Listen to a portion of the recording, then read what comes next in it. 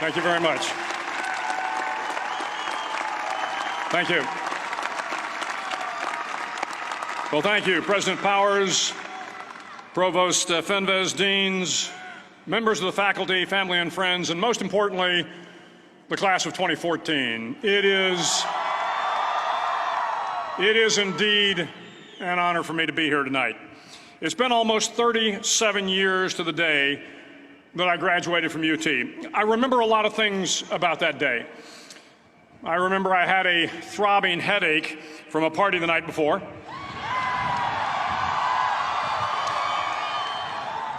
I remember I had a serious girlfriend, who I later married. That's important to remember, by the way. And I remember I was getting commissioned in the Navy that day. But of all the things I remember, I don't have a clue who the commencement speaker was, and I certainly don't remember anything they said. So acknowledging that fact, if I can't make this commencement speech memorable, I will at least try to make it short. So the university's slogan is, "What starts here changes the world." Well, I've got to admit, I kind of like it. What starts here changes the world. Tonight, there are almost 8,000 students, or there are more than 8,000 students, graduated from UT. So that great paragon of analytical rigor, Ask.com, says that the average American will meet 10,000 people in their lifetime. 10,000 people, that's a lot of folks. But if every one of you changed the lives of just 10 people, and each one of those people changed the lives of another 10 people, and another 10, then in 5 generations, 125 years, the class of 2014 will have changed the lives of 800 million people. 800 million people. Think about it. Over twice the population of the United States. Go one more generation, and you can change the entire population of the world, 8 billion people. If you think it's hard to change the lives of 10 people, change their lives forever, you're wrong. I saw it happen every day in Iraq and Afghanistan. A young Army officer makes a decision to go left instead of right down a road in Baghdad, and the 10 soldiers with him are saved from a close-in ambush. In Kandahar province, Afghanistan, a non-commissioned officer from the female engagement team senses that something isn't right and directs the infantry platoon away from a 500-pound IED, saving the lives of a dozen soldiers. But if you think about it, not only were those soldiers saved by the decisions of one person, but their children were saved, and their children's children. Generations were saved by one decision, one person. But changing the world can happen anywhere, and anyone can do it. So what starts here can indeed change the world. But the question is, what will the world look like after you change it? Well, I'm confident that it will look much, much better. But if you'll humor this old sailor for just a moment, I have a few suggestions that may help you on your way to a better world. And while these lessons were learned during my time in the military, I can assure you that it matters not whether you ever served a day in uniform. It matters not your gender, your ethnic or religious background, your orientation, or your social status. Our struggles in this world are similar, and the lessons to overcome those struggles and to move forward, changing ourselves and changing the world around us, will apply equally to all. I've been a Navy SEAL for 36 years, but it all began when I left UT for basic SEAL training in Coronado, California.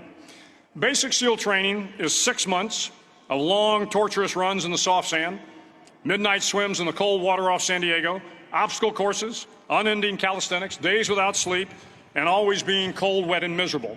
It is 6 months of being constantly harassed by professionally trained warriors who seek to find the weak of mind and body and eliminate them from ever becoming a Navy SEAL. But the training also seeks to find those students who can lead in an environment of constant stress, chaos, failure, and hardships. To me, basic SEAL training was a lifetime of challenges crammed into 6 months. So here are the 10 lessons I learned from basic SEAL training that hopefully will be of value to you as you move forward in life. Every morning in SEAL training, my instructors, who at the time were all Vietnam veterans, would show up in my barracks room, and the first thing they'd do was inspect my bed. If you did it right, the corners would be square, the covers would be pulled tight, the pillow centered just under the headboard, and the extra blanket folded neatly at the foot of the rack. It was a simple task, mundane at best, but every morning we were required to make our bed to perfection. It seemed a little ridiculous at the time, particularly in light of the fact that we were aspiring to be real warriors, tough, battle-hardened SEALs. But the wisdom of this simple act has been proven to me many times over. If you make your bed every morning, you will have accomplished the first task of the day. It will give you a small sense of pride, and it will encourage you to do another task, and another, and another. And by the end of the day, that one task completed will have turned into many tasks completed. Making your bed will also reinforce the fact that the little things in life matter. If you can't do the little things right, you'll never be able to do the big things right. And if by chance you have a miserable day, you will come home to a bed that is made, that you made. And a made bed gives you encouragement that tomorrow will be better. So if you want to change the world, start off by making your bed. During SEAL training, the students are all broken down into boat crews. Each crew is 7 students, 3 on each side of a small rubber boat, and 1 coxswain to help guide the dinghy. Every day, your boat crew forms up on the beach and is instructed to get through the surf zone and paddle several miles down the coast.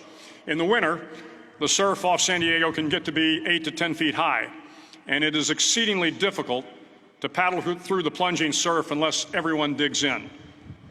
Every paddle must be synchronized to the stroke count of the coxswain. Everyone must exert equal effort, or the boat will turn against the wave and be unceremoniously dumped back on the beach.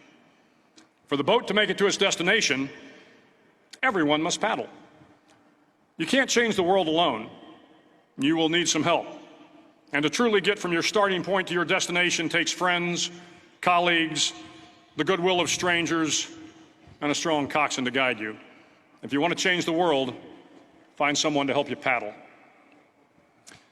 Over a few weeks of difficult training, my SEAL class, which started with 150 men, was down to just 42. There were now 6 boat crews of 7 men each. I was in the boat with the tall guys, but the best boat crew we had was made up of the little guys, the Munchkin crew, we called them. No one was over 5'5". The Munchkin boat crew had 1 American Indian, 1 African American, 1 Polish American, 1 Greek American, 1 Italian American, and 2 tough kids from the Midwest. They out-paddled, outran, and outswam all the other boat crews. The big men in the other boat crews would always make good-natured fun of the tiny little flippers the Munchkins put on their tiny little feet prior to every swim. But somehow these little guys from every corner of the nation and the world always had the last laugh, swimming faster than everyone and reaching the shore long before the rest of us. SEAL training was a great equalizer. Nothing mattered but your will to succeed, not your color, not your ethnic background, not your education, not your social status. If you want to change the world, measure a person by the size of their heart, not by the size of their flippers. Several times a week, the instructors would line up the class and do a uniform inspection. It was exceptionally thorough. Your hat had to be perfectly starched, your uniform immaculately pressed, your belt buckle shiny and void of any smudges. But it seemed that no matter how much effort you put into starching your hat or pressing your uniform or polishing your belt buckle, it just wasn't good enough. The instructors would find something wrong. For failing the uniform inspection, the student had to run, fully clothed, into the surf zone, then wet from head to toe, roll around on the beach until every part of your body was covered with sand. The effect was known as a sugar cookie. You stayed in the uniform the rest of the day, cold, wet, and sandy. There were many a student who just couldn't accept the fact that all their efforts were in vain, that no matter how hard they tried to get the uniform right, it went unappreciated. Those students didn't make it through training. Those students didn't understand the purpose of the drill. You were never going to succeed. You were never going to have a perfect uniform. The instructors weren't going to allow it. Sometimes, no matter how well you prepare or how well you perform, you still end up as a sugar cookie. It's just the way life is sometimes. If you want to change the world, get over being a sugar cookie and keep moving forward. Every day during training, you were challenged with multiple physical events: long runs, long swims, obstacle courses, hours of calisthenics, something designed to test your mettle. Every event had standards, times you had to meet. If you failed to meet those times, those standards, your name was posted on a list, and at the end of the day, those on the list were invited to a circus. A circus was 2 hours of additional calisthenics, designed to wear you down, to break your spirit, to force you to quit. No one wanted a circus. A circus meant that for that day, you didn't measure up. A circus meant more fatigue, and more fatigue meant that the following day would be more difficult, and more circuses were likely. But at some time during SEAL training, everyone made the circus list. But an interesting thing happened to those who were constantly on the list. Over time, those students who did 2 hours of extra calisthenics got stronger and stronger. The pain of the circuses built inner strength and physical resiliency. Life is filled with circuses. You will fail. You will likely fail often. It will be painful. It will be discouraging. At times, it will test you to your very core. But if you want to change the world, don't be afraid of the circuses. At least twice a week, the trainees were required to run the obstacle course.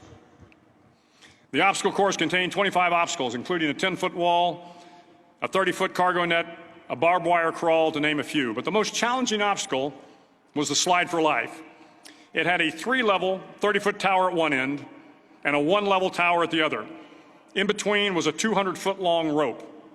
You had to climb the 3-tiered tower, and once at the top, you grabbed the rope, swung underneath the rope, and pulled yourself hand over hand until you got to the other end. The record for the obstacle course had stood for years when my class began in 1977. The record seemed unbeatable until one day a student decided to go down the slide for life head first. Instead of swinging his body underneath the rope and inching his way down, he bravely mounted the top of the rope and thrust himself forward. It was a dangerous move, seemingly foolish and fraught with risk. Failure could mean injury and being dropped from the course. Without hesitation, the student slid down the rope perilously fast. Instead of several minutes, it only took him half that time. And by the end of the course, he had broken the record. If you want to change the world, sometimes you have to slide down the obstacles head first. During the land warfare phase of training, the students are flown out to San Clemente Island, which lies off the coast of San Diego. The waters off San Clemente are a breeding ground for the great white sharks. To pass SEAL training, there are a series of long swims that must be completed. One is the night swim. Before the swim, the instructors joyfully brief the students on all the species of sharks that inhabit the waters off San Clemente. They assure you, however, that no student has ever been eaten by a shark, at least not that they can remember. But you are also taught that if a shark begins to circle your position, stand your ground. Do not swim away. Do not act afraid. And if the shark, hungry for a midnight snack, darts towards you, then summons up all your strength and punch him in the snout, and he will turn and swim away. There are a lot of sharks in the world. If you hope to complete the swim, you will have to deal with them. So if you want to change the world, don't back down from the sharks. As Navy SEALs, one of our jobs is to conduct underwater attacks against enemy shipping. We practice this technique extensively during training.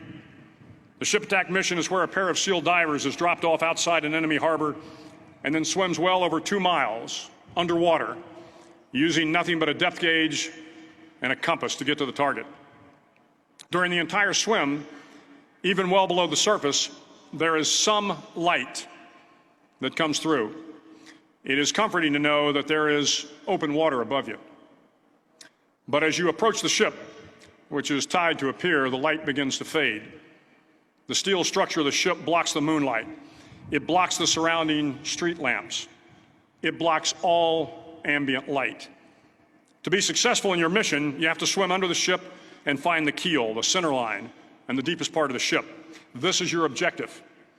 But the keel is also the darkest part of the ship, where you cannot see your hand in front of your face, where the noise from the ship's machinery is deafening, and where it gets to be easily disoriented, and you can fail.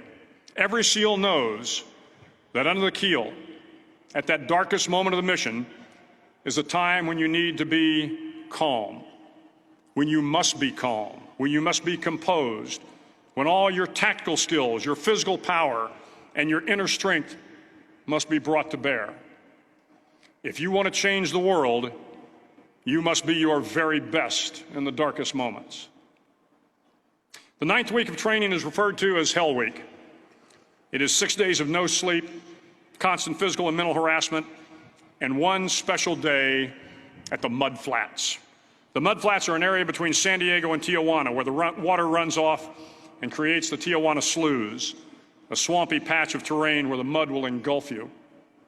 It is on Wednesday of Hell Week that you paddle down to the Mud Flats and spend the next 15 hours trying to survive this freezing cold, the howling wind, and the incessant pressure to quit from the instructors. As the sun began to set that Wednesday evening, my training class, having committed some egregious infraction of the rules, was ordered into the mud. The mud consumed each man till there was nothing visible but our heads. The instructors told us we could leave the mud if only 5 men would quit. Only 5 men, just 5 men, and we could get out of the oppressive cold. Looking around the mud flat, it was apparent that some students were about to give up. It was still over 8 hours till the sun came up. 8 more hours of bone-chilling cold. The chattering teeth and the shivering moans of the trainees were so loud, it was hard to hear anything. And then one voice began to echo through the night. One voice raised in song. The song was terribly out of tune, but sung with great enthusiasm. One voice became 2, and 2 became 3, and before long, everyone in the class was singing.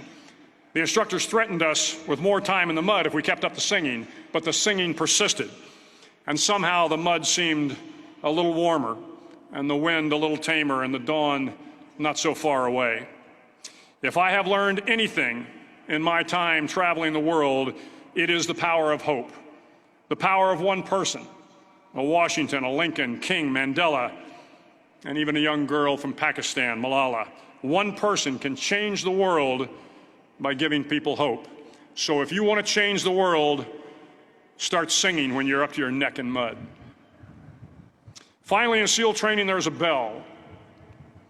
A brass bell that hangs in the center of the compound for all the students to see. All you have to do to quit is ring the bell. Ring the bell, and you no longer have to wake up at 5 o'clock. Ring the bell, and you no longer have to be in the freezing cold swims. Ring the bell, and you no longer have to do the runs, the obstacle course, the PT, and you no longer have to endure the hardships of training. All you have to do is ring the bell to get out. If you want to change the world, don't ever, ever ring the bell. To the class of 2014, you are moments away from graduating, moments away from beginning your journey through life, moments away from starting to change the world for the better. It will not be easy, but you are the class of 2014, the class that can affect the lives of 800 million people in the next century. Start each day with a task completed. Find someone to help you through life. Respect everyone. Know that life is not fair and that you will fail often. But if you take some risks, step up when the times are the toughest, face down the bullies, lift up the downtrodden, and never, ever give up. If you do these things, the next generation and the generations that follow will live in a world far better than the one we have today. And what started here will indeed have changed the world for the better. Thank you very much. Hook 'em horns.